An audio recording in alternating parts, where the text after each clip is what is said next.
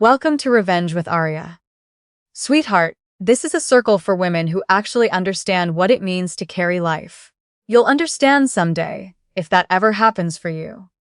That was my mother, choosing her words like a surgeon chooses a scalpel. My father added something worse because it was so offhand, so unbothered. Don't take it personal, kid. It's just not your kind of event. And then my aunt delivered the closing line with the kind of confidence that only comes from never having been the one left out. Some spaces simply aren't meant for everyone. Those were the reasons I wasn't invited to my own sister's baby shower. So I packed a bag, booked a cabin outside Sedona, and watched the desert turn shades of copper and rose, while my family clinked glasses 3 states away. When the shower turned into a $15,000 disaster, and my sister's in-laws stopped returning calls, every one of them found my number again. But I was standing at the edge of a canyon at sunset, breathing air that tasted like pine and red dust, and for the first time in a long time, I felt no urge to pick up. My name is Veda Hollins. I'm 30 years old, and if you think you've already figured out how this ends, stay with me, because the part I didn't see coming wasn't what my family did. It was how quiet I felt when they finally came undone. I should tell you about my sister first. She's 3 years older than me, and she has always had a gift for making love feel like an audition. Growing up, approval in our house was something you earned, and she was very good at determining who had earned enough of it. When she announced the pregnancy last spring, the whole family ignited. My mother cried. My father took everyone out to dinner. My aunt drove 4 hours to bring a gift basket wrapped in pink ribbon. I was happy for her. Genuinely, I sent flowers the day she told me, called that same evening, and listened for an hour while she described every detail of the nursery she was planning. I thought that was what sisters did. So when the baby shower invitations went out, glossy cards with watercolor flowers and gold foil lettering, and mine didn't arrive, I assumed it was a mistake. I texted her. She didn't answer for 2 days. When she finally did, it was a voice memo, which told me everything before I even pressed play. Veda, I love you, but I really thought about this a lot. This shower is for the women in my life who are on the same journey. Mothers, soon-to-be mothers, women who really get it. I didn't want anyone there who might make the energy feel off. Mom agrees it's the right call. Please don't make this weird. Don't make this weird. I sat with my phone in my hand for a long time after that. That evening I called my mother, hoping I had somehow misread the situation. She didn't let me finish my sentence. Sweetheart, she said, in that tone she uses when she's about to say something unkind and needs it to sound like wisdom. This is a circle for women who actually understand what it means to carry life. You'll understand someday, if that ever happens for you. If that ever happens for you. I'm childless by circumstance, not by choice. I've never announced that to my family because some things you hold close. But my mother knew. She knew, and she aimed anyway. My father tried to soften it that night at dinner, which made it worse. Don't take it personal, kid. It's just not your kind of event. Your sister needs her people around her. Her people. I had been his daughter for 30 years, and still wasn't her people. My aunt called the next morning, unprompted, which meant my mother had already briefed her. She launched into a gentle speech about sacred feminine circles and intentional energy, and ended with, "Some spaces simply aren't meant for everyone, Veda. It doesn't mean we love you any less." It means exactly that, I thought, but I said nothing. Here is what my family did not consider when they drew their circle and placed me outside of it. I am a certified financial planner. I have been managing my own money carefully for 8 years, and my family's money chaotically for almost as long. I paid my mother's dental surgery out of pocket 2 years ago when her insurance lapsed. $4,200, which she mentioned she'd pay back and never did. I covered my father's down payment on a small business venture that dissolved in 11 months. I quietly cleared my sister's car loan when she called me crying from a parking garage because the repo company was on its way.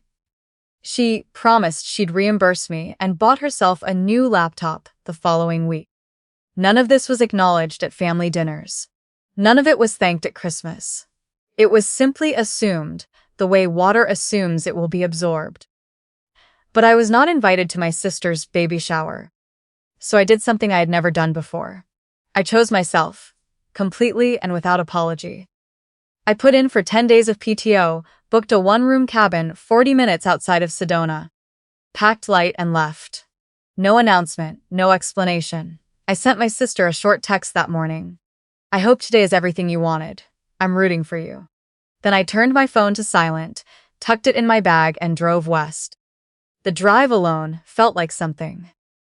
I-40 through the high desert, the land opening up flat and rust-colored and enormous. I had a playlist I'd made at 2 a.m. the night before.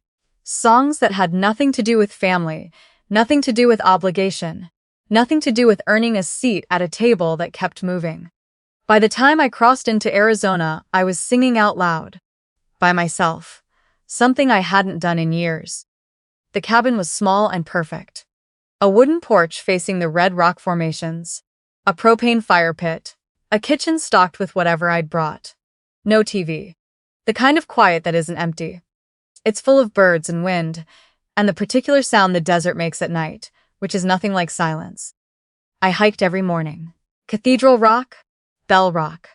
A trail I found on a hand-drawn map at the visitor center that turned out to be the most beautiful thing I'd ever walked. I cooked simple meals. I read a novel I'd been carrying unfinished for 2 years. I sat on the porch at dusk and watched the light change on the rocks. Ochre to amber, to a deep, burning red. And I tried to locate the feelings I was supposed to have, the hurt and the anger, and kept finding, instead, something slow and unfamiliar. Peace, I think that's what it was. On the third day, I turned my phone back on. 47 notifications. The baby shower had been held at a resort property 2 hours from my parents' house. My sister had chosen it 8 months ago. Ballroom, full catering, custom florals, a photo booth, a dessert tower, a string quartet for 2 hours. She had described it to me once, early in the planning, before the circle closed and I was left outside of it. I had listened and nodded and said it sounded beautiful. What none of us knew, apparently, was that she had put the full balance on her credit card with the understanding that the cost would be split between her in-laws and our parents. The in-laws had verbally agreed to cover 60%. Our parents had agreed to cover the rest. No one signed anything. Nothing was in writing. The day after the shower, my sister's mother-in-law sent a message walking back the agreement. 60% was too generous, she decided. She was willing to cover the deposit she'd already paid, and nothing more.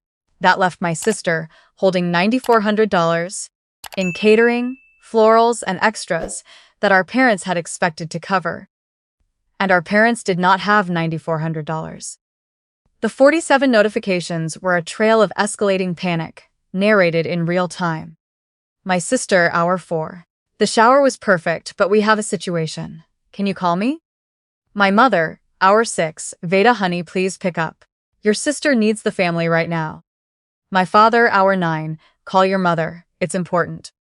My sister again, hour 14. Veda, I'm serious. This is a real emergency. Pick up. My aunt, the following morning. Your sister is devastated. Surely you can put aside whatever you're feeling and show up for her right now. I sat on the porch with my coffee and read every message. Then I set the phone down on the railing and watched a hawk circle over the canyon below. It banked slow and easy on the thermals, effortless, and I thought, that is exactly what I want to be right now.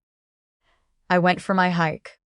When I landed back home 9 days later, the cabin already a memory I was carrying somewhere behind my sternum, the messages had multiplied into something almost architectural. Layer upon layer of need, each one pressing harder than the last. My mother had shifted from urgent to wounded. I don't understand why you won't respond. This isn't like you. My father had moved from concerned to annoyed. Enough of the silent treatment. Family pulls together in times like this. My sister had cycled through every register, desperate, tearful, accusatory, then a strange stretch of silence, then desperate again. I read them all in the rideshare from the airport. Then I stopped at the grocery store, bought what I needed for the week, and went home to unpack. The apartment was exactly as I'd left it. Plants alive. A neighbor had watered them. Books where I'd left them. Coffee maker on the counter, with a thin layer of dust on the drip tray. I made tea, sat at my kitchen table, and let the full shape of what they were asking settle in front of me like an object I could examine. They wanted me to hand over nearly $10,000 to cover the cost of a party I was not invited to attend. Not to attend. Not welcome at. Expected to fund. I wrote that down in the journal I'd been keeping since Sedona. Just those sentences, because sometimes the shape of a thing is all you need. My mother called that evening, and when I didn't pick up, she called again and again. On the fourth attempt, I answered. Veda, she corrected herself quickly. Sweetheart, I need you to understand that we never meant for any of this to happen. Which part? I asked. She went quiet. We were trying to give your sister a special moment. With the women in her life who could really relate, I finished. I remember. Please. I hope the shower was beautiful, Mom. I mean that.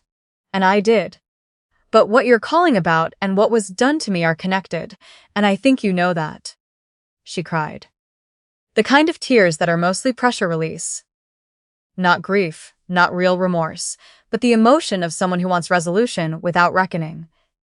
I know the difference because I've watched it my whole life. I told her I needed time to think. She said there wasn't much time. The resort had sent a formal notice.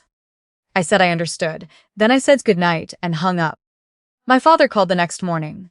He skipped the softness entirely, which I actually respected more. Veda, he said, your sister is in real trouble. The resort is threatening collections. Her credit score is going to get destroyed. You have the money. We all know you do. I do have savings, yes, I said. I have savings because I spent years being careful. The same years I was covering your business loan and Mom's dental work and my sister's car. Silence. I'm not saying that to be cruel, I continued. I'm saying it so you understand that the money you're asking for wasn't sitting idle waiting to be deployed. It was built. The same way everything I've ever given this family was built. With my time and my choices and my labor. He cleared his throat. Family helps each other. Families also invite each other to celebrations, I said quietly. I'll be in touch. He didn't call back that day. My aunt appeared at my apartment on a Wednesday afternoon, which required her to know my address, which meant my mother had sent her. She rang the buzzer twice. I pressed the intercom. Veda, it's me, she said. Can we please just talk? I let her up. She looked smaller than I remembered, which happens sometimes. People who loom large in your interior world turn out to be ordinary-sized in your doorway. She sat at my kitchen table with her hands folded and said she was sorry. It was the first real apology I'd heard from anyone. She said they'd been wrong to exclude me and that she'd known it the day after, and hadn't said so soon enough. I thanked her for saying it. I meant that too. But I can't write a check for this, I said. Not as punishment. I'm not punishing anyone. I'm just done being the foundation this family builds on and then tears up whenever it needs something else. She left quietly. The door closed softly behind her. That evening, I made dinner, poured a glass of wine, and sat on my balcony. The city was doing its usual thing. Horns and the low hum of a million lives in proximity. I'd missed it. I'd missed my own life, actually.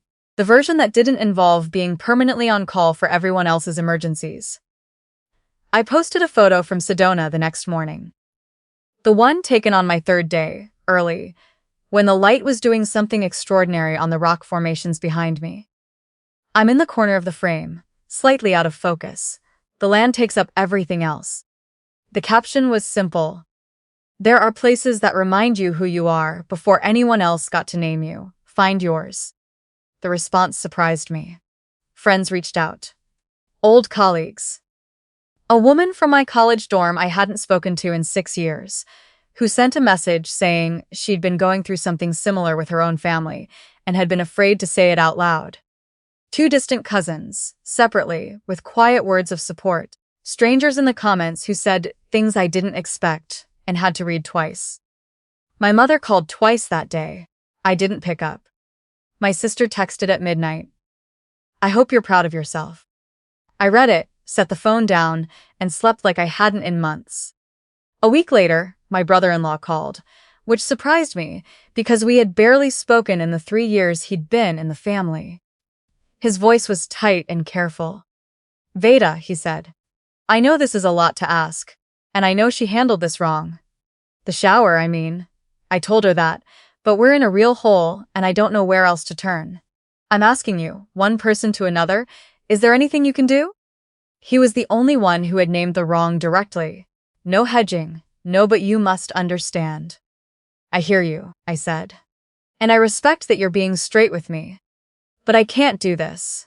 Not because I want anyone to suffer, because I don't. Because I've already given this family everything I had to give in every way that was never asked for. What's left needs to be mine. He was quiet for a moment, then he said, I understand. That was the last call. The debt got resolved eventually. I learned through the cousin who'd been keeping me informed that my sister negotiated a payment plan with the resort, sold some things, took a small personal loan. Not elegant, but done. Her mother-in-law did not come to the family Christmas that year. The marriage held, but it held differently. The way things do when a crack has been exposed and plastered over rather than repaired. I wasn't at Christmas either, for the first time in my life. I went to my friend Darcy's instead. She has a big house full of people who cook too much food and argue cheerfully about football, and don't use silence as a weapon. I laughed more that night than I had in any December I could remember. Walking home after, my breath clouding in the cold air. I thought about what I'd written in my journal on the last morning in Sedona, sitting on the porch one final time, watching the light come up over the formations. The people who decide you don't belong are also telling you something true. Just not the thing they think they're telling you. I hadn't belonged. Not in the circle they drew. But the circle they drew was small and expensive and cracked before the season was out. In the months that followed, I kept building mine. Slowly. The way you build anything worth keeping. I joined a hiking group that went out every other weekend. I picked back up a pottery class I'd dropped 3 years ago when family obligations had swallowed my Saturdays. I took on a pro bono client through my firm, a young woman trying to untangle her finances after a difficult divorce, and found the work deeply satisfying. In a way, the rest of the job sometimes wasn't. My mother and I eventually spoke again. A cautious phone call, then a careful lunch. She didn't apologize the way I might have wanted in the full and unglossy version. But she said enough. Enough for me to let her back in, at a distance that felt honest rather than obligated. My sister and I are still finding our way back to each other. It's slow going, and some days I'm not sure we're moving in the same direction. But I've stopped needing us to arrive anywhere on a schedule.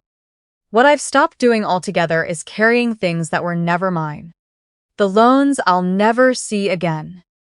The guilt that arrives uninvited whenever someone's plan falls apart.